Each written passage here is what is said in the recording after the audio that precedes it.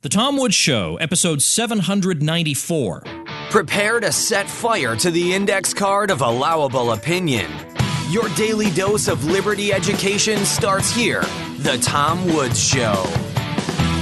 Folks, if you missed the Contra Cruise, a week of hilarity and tremendous fun at sea with Bob Murphy and me, well, check out the highlight video and just maybe a link to future cruises. Check it out at ContraCruise.com. If you're a homeschooling parent and you're tired of running yourself ragged, then check out the self-taught Ron Paul curriculum. And check it out through my special link where you get 3 free bonuses totaling $160. My special link, ronpaulhomeschool.com. Hello everybody, Tom Woods here. We're talking today about parents and about harassment from the state for ridiculous reasons, and busybodies telling on parents who are doing nothing wrong. All these sorts of things result in horror stories that are easily avoided in a normal society, which unfortunately we no longer have. And fighting against that is our guest today, David DeLugas, who is Executive Director of the National Association of Parents. And you can visit them, by the way, at parentsusa.org. He's also the founder of Sit Talk Win-Win, LLC, a mediation and arbitration service. David, welcome to the show. Thank you, Tom. Glad to be here.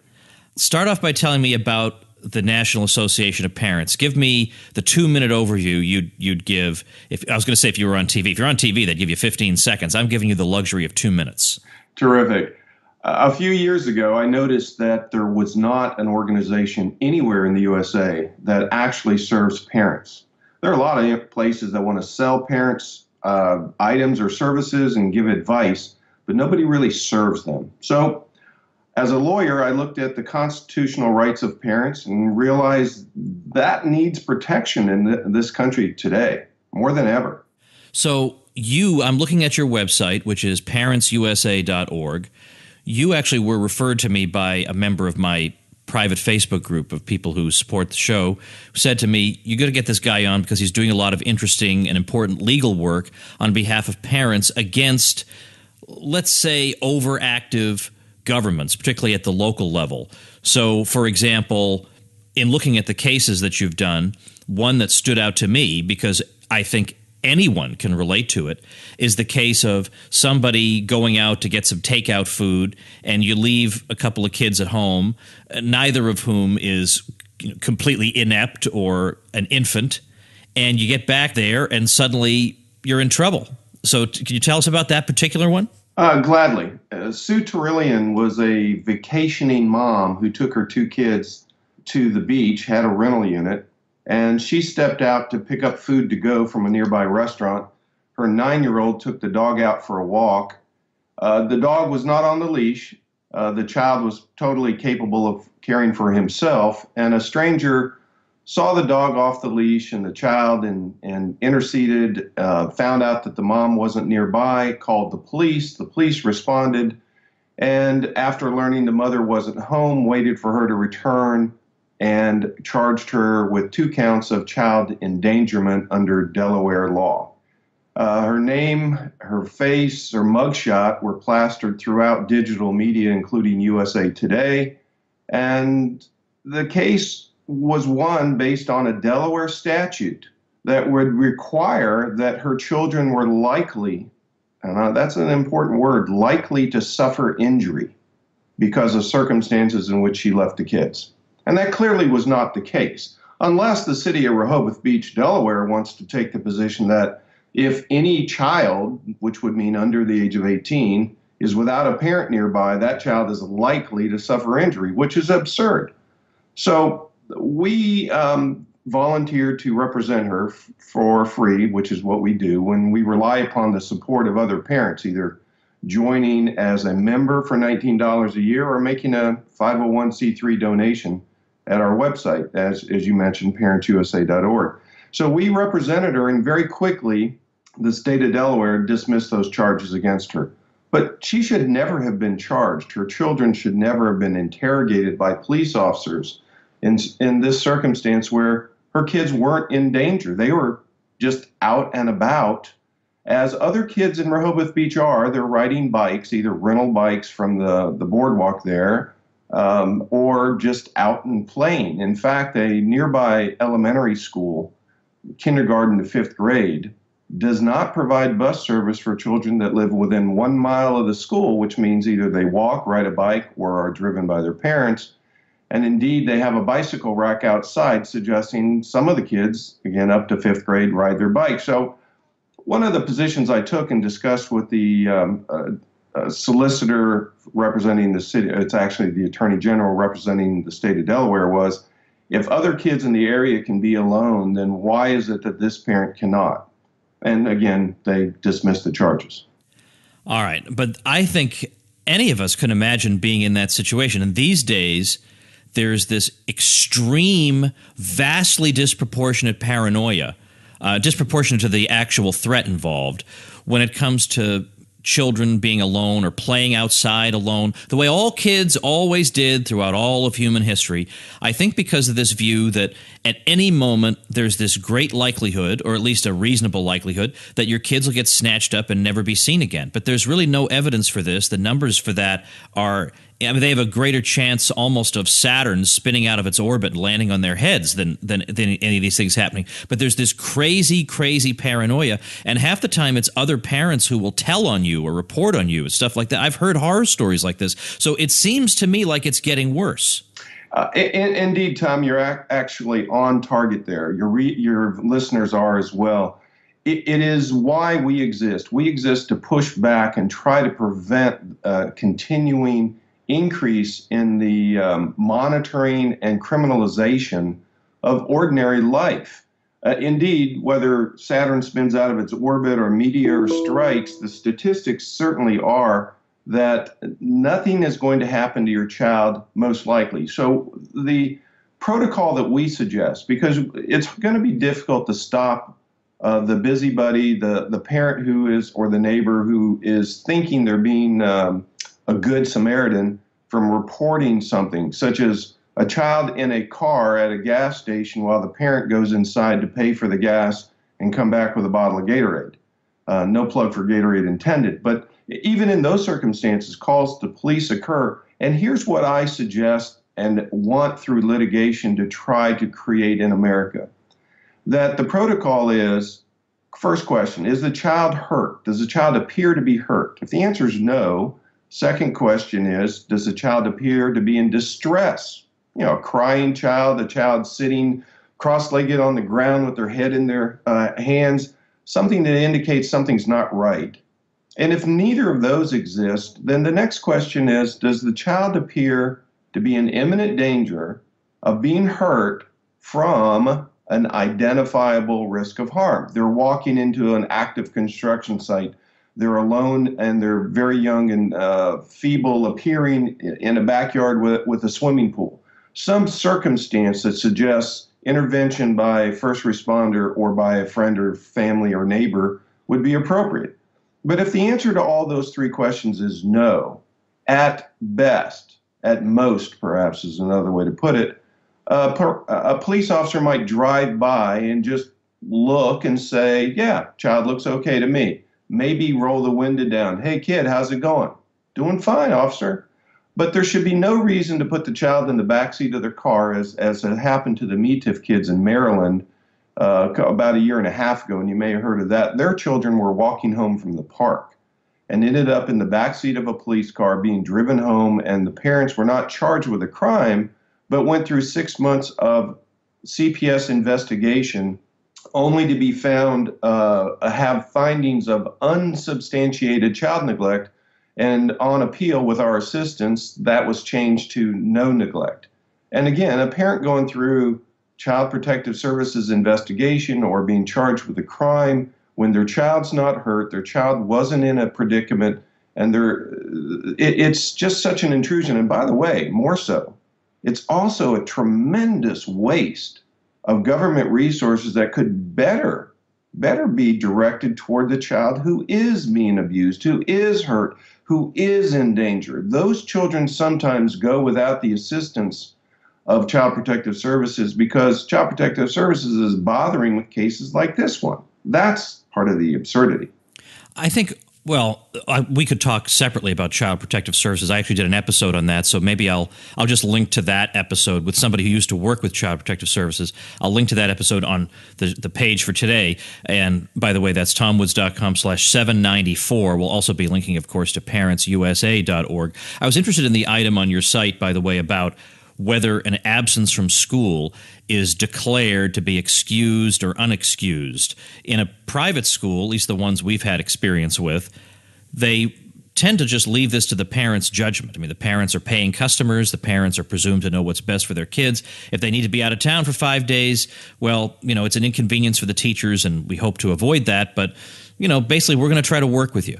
Whereas in a public school, there is this view that they've got to be excused absences, and they have different criteria for determining whether they're excused or not. And apparently, parents are running into problems with this too. It's an incredible problem. And when I say problem, I mean it is an overreach by government. And let me give you the short version, if I may try at least. Under our Constitution, the government has to recognize certain fundamental rights that we have in our society. And the U.S. Supreme Court has declared the right of a parent to make decisions for their own child to be what we consider a fundamental right. It's on par with the right of freedom of religion, freedom of expression, Second Amendment right to bear arms, the right of parents to decide for their own children. And yet those rights can be intruded and infringed upon when the government has what's called a quote unquote compelling governmental interest. Now, it's debatable whether the government has a compelling interest in ensuring that every citizen, every child is educated. But let's just say for a moment that it is a compelling governmental interest to ensure that its children are educated. The problem is that the laws that we're talking about are not compulsory education laws, they're compulsory attendance laws. In other words, as in the case, I'm going to court tomorrow morning for a mother whose child missed many days of school, and the school deemed those unexcused, even though the mother wrote a note and said, please excuse my child. And here's where that becomes a problem. This child, as in other cases where we've represented parents, is an honor student, A and Bs. So the question is the child being harmed by reason of the absences that the parent is permitting, and therefore the government has an interest in protecting the child from harm? And I submit our position is perhaps it might be better if the child goes to school more frequently and doesn't miss as many days, but it should be the parent's decision whether to take the child out of school or allow an absence. And one example I give, because I think it's understandable for all of us who are parents, and you have daughters, you can imagine a scenario, I hope it doesn't come up, but if it does, where one of your children wakes up in the morning and says, Mom, Dad, I just don't want to go to school today. Maybe she was being bullied, maybe she had a breakup with a boyfriend, just doesn't want to go. Should you have to write the note that says, please excuse my child, she had a breakup, she's feeling a little blue or depressed today? Should you have to take your child to the psychologist to get a note from the doctor? No, you should just tell the school, my kid's not going to be in school today, excuse her. You can use please to be polite, but the school should not have the right to question your judgment. Now, if your child is failing, and their failing can be attributed to their failure to be in class, now, perhaps, again, now it's arguable, you're helping and enabling your child to be harmed from an educational point of view by not going to school, and therefore you could be charged with a crime. But that's the problem. It isn't a compulsory education law, it's a compulsory attendance law, and our position is that the constitutional right of parents means the government cannot compel us to send our children to a school and charge us with a crime if we don't, but they can perhaps charge us with a crime if our child fails to go to school, and as a result of that, they are being harmed, as in their education is lacking. David, how long have you been with the National Association of Parents? The idea was conceived in 2011, but came into formal existence, and 501c3 status was established in 2013. So for a few years now, we've been representing parents. We're getting off the ground, we're growing, and with your help, we'll grow faster. And we intend to be the size of and on par with the Institute for Justice in D.C., a tremendous organization, which, by the way, declined our invitation to join forces and grow within them this area that would cover parents' rights. As I say, it wasn't my desire, I haven't said it, but I'm saying it now. It wasn't my desire to duplicate what is going on elsewhere in America, a nonprofit that is serving the rights of parents and therefore, by the way, the rights of children. It's the parent-child relationship that should be honored more. There shouldn't be such interference between what a parent decides and what a child does or doesn't do with that third party, as in this case, the government. Had you been practicing family law in one way or another before this? Well, the answer is yes. I'm sorry to chuckle, but yes. I've been practicing law now for 35 years, and as a family law attorney, I wasn't noticing until a few years ago how intrusive our society, our government is. And then literally one day it dawned on me, why is this happening where our courts are micromanaging what happens between parents? A case that came to light, one in which I had no involvement but read about it on appeal, was where a father was awarded custody of the two children, a boy and a girl. The mother was given visitation rights.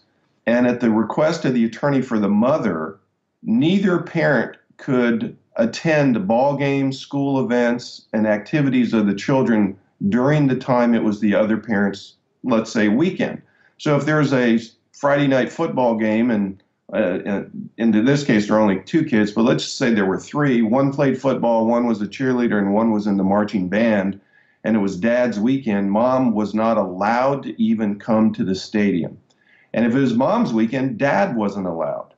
And I believe that that's a violation of the constitutional rights of both parents, that they should be allowed to go. Because imagine the child, no matter their age or their maturity, the message to them is either their parent doesn't care enough to be there, one of the parents is preventing the other one from being there, or something's wrong with my parent that they're not allowed to be here. All three messages are horrible, horrible messages to send to the kids, and there's no valid purpose in terms of service to the kid. In fact, what's going on is one parent is being territorial, and the courts are sanctioning this by allowing it. So those are, again, that's what really brought it to light to me, is how over-involved our government is in parenting, where there is a compelling governmental interest in protecting children from being hurt, but there's not a compelling governmental interest in ensuring children get the best of everything according to one particular judge or according to the legislature, who passes way too many laws trying to regulate every aspect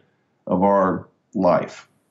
Is there a particularly outrageous case that you've had to deal with that is just the worst horror story you've encountered, let's say? Well, they're all fairly similar, but the one that comes to light the most is the METIFs in Maryland. And this received a lot of national news. But like everything in our ADHD society, it's gone. It comes and goes, which is why we have to be vigilant and keep attacking. In that case, as I mentioned, the kids were put in the back of a police car and driven home, and CPS investigation launched. Now, the parents were on the radar of CPS, and you can't push back because government has power. So a few months later, the same two children were walking home from the same park. And by the way, the parents in this case were well-educated professionals who were making a conscious decision that their children could walk this distance from a nearby park home. But this time, the police picked up the kids and put them in the back of the car and didn't take them home. Sat with them for 2 hours. Now, the kids were supposed to be home by 6. When they didn't come home by 6, the parents were alarmed because they know their kids are responsible and always come home on time. And they started calling around, and they couldn't find their kids. They went and looking for them. What was going on, according to the police report that I've read, the children were sitting in the car. They were hungry. They needed to use the bathroom. And the police kept them in the car because they were in contact with CPS, who told them to wait. They were trying to get to a supervisor and find out what to do. Now, eventually, hours later, the police took the kids to the center where children are put, the pre-foster care placement, And from there, about 8:30, 2 hours later, parents in a panic, they finally received a call that said, your children are here. They went to pick up the kids and were told, you cannot take the kids home tonight unless you agree to this safety plan that you won't let them out of your sight. And that's what they endured for a number of months before they were finally cleared. And in that particular county, Montgomery County, Maryland, the policy was changed with respect to children being alone. And that's the kind of thing we need to change. But that's an absurd abuse of power, is either retaliation against the parents harming the kids. It certainly wasn't for the protection of the kids. They were just walking home. And if I may add, because here's another quick one. In Spartanburg, South Carolina, a mother let her young child go with his cousin across the street, literally across the street. If you look at Google Maps, it's like 50 feet in a residential area to the back side of a McDonald's. Now, the front side of the McDonald's was a busy street, but the back side was a very calm residential street. And the mom, who was a poor minority woman living on her own, the police picked up her kids, put them in the back of the police car, the cousin and the son, drove back to the mom's house, went through her house, and I've read the police report, making note of the fact that she's on food stamps and there's very little food in the refrigerator, all of which are regrettable and sad. But she had done nothing wrong. Her kids were alone at McDonald's and were going to the play area. And if McDonald's wanted to tell them they can't stay because of some policy, that's McDonald's prerogative. But in this case, the police picked up the kids and then charged the mom with child neglect because, again, in the middle of the day, they'd walked across the street to the McDonald's. And so here are two young kids in the back of a police car probably wondering what in the heck did they do wrong. And that's the first encounter they have with police. That's, again, we have to think long term as well as about our rights. Is this the kind of message we need from our government?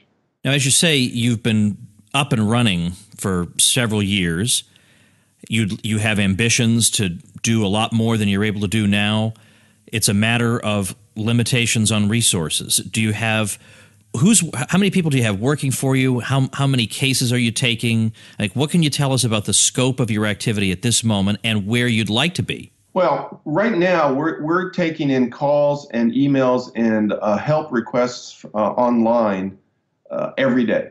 And we can't respond to all. In most cases, well, we respond to all, letting them know whether we're going to be able to assist or not. In many cases, we provide some coaching or direction. We connect people with local counsel. In some cases, we paid for local counsel in their jurisdiction. We have as many as 4 or 5 people working part-time or full-time on our end. But like the Institute for Justice, we'd like to get to where we have 50 or 100 lawyers and paralegals. And in our view, we'd like not to waste resources by overhead, but instead allow lawyers to work virtually, because lawyers almost always, a majority of our work is at a computer or on the phone, and rarely go to court. But when we do go to court, we can send in whoever is local so as to not have to incur the expenses. So we want to be very, very efficient in our use of resources. And what we do need is every parent to think about, can they afford $19 to support this effort? And as we grow, we will end up using our collective power to bargain with companies for discounts and service on goods and services, such as hotel, rental car, theater tickets, whatever it may be, pizza. But we need to grow to where we have some clout. And moreover, as we grow, we'll also establish a 501c4, which is necessary because we want to lobby for legislation that is friendly to parents, that allows parents to make the decision. I will tell you the most asked question we get is, well, how old were the children? And here's my response.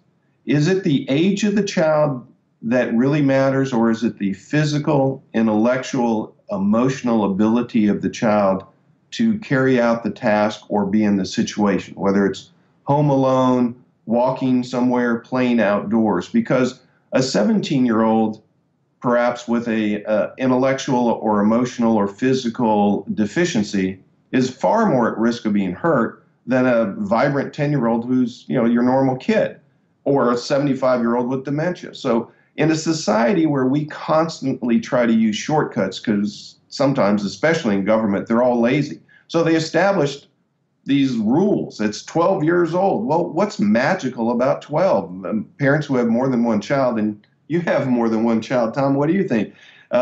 Without calling out any child in particular, I've been told by most parents, I have one child, and he's 10, but most parents tell me who have 2 or more children that sometimes it's the middle child or the youngest child who exhibits the greatest ability to be responsible and trustworthy, where the older child might be the one they would be most worried about.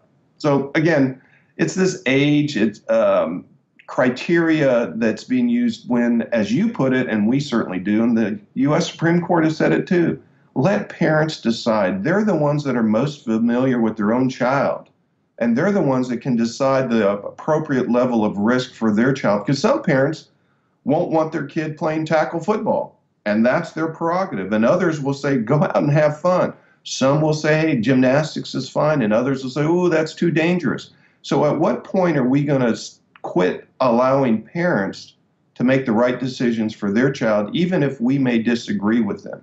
And that's the part about freedom that matters. We can all disagree about what is right for someone else's children, and then we can gossip about it, we can talk about it, we can shame them if we want, if we're of that caliber character. But what we don't want in a free society is to turn the police loose and CPS loose with the power of the state in a situation where children aren't hurt, they're not at risk of being hurt, but somebody just doesn't think that's right. And they're imposing their view upon you, me, and others for our kids. That's where we really take, as you can probably tell by my voice, we take umbrage at that. We're offended by that. And guess what? We have the U.S. Supreme Court backing us up. Well, I'll tell you something. It seems like a very worthy thing that you're doing. And I'm basically in the process right now. I've got the website up, and I'm about to join myself. I'm going to do the 5-year membership because I like what you're doing. And, a lot of times I have a lot of people come on the show. They're doing great things. And I think a lot of people, including me, myself, I listen to them and I say, isn't that nice what they're doing? And then I go about my way. And I have to stop and say, well, wait a minute. If I'm saying that in a free society we will voluntarily support good things, that starts with me. And it starts with your organization today because I'm talking to you and I'm interested in what you're doing. So as of today, I will be officially a member of your association. ParentsUSA.org is the website. I'm really glad about what you're doing and that you were able to talk to us today. Thanks so much. Thank you, Tom. Very much appreciate your time and your interest. All right, everybody, TomWoods.com/794 is going to have Parents USA, and it'll have David's Twitter, so you can say a quick hello to him over there on Twitter. That's going to do it for us for today. See you tomorrow. Become a smarter libertarian in just 30 minutes a day. Visit TomWoods.com to subscribe to the show for free, and we'll see you next time.